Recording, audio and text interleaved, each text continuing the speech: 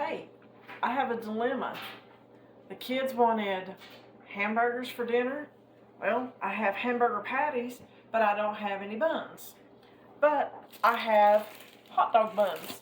So guys, I'm making ham dogs. Okay? I cut my patties in half before I cooked them. Just open up a hot dog bun.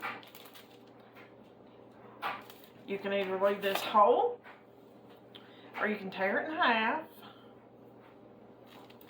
I prefer to tear it in half, that way I can put it on the whole bun. And just put you a patty on there. Now if you like, you can put ketchup, mustard, mayo, onion, tomato, pickle, anything else that you like. But the youngest just likes meat, cheese, and bun. And this one is his. So I hope he enjoys his ham dog. That's how you get yourself out of a dilemma. Thanks for watching.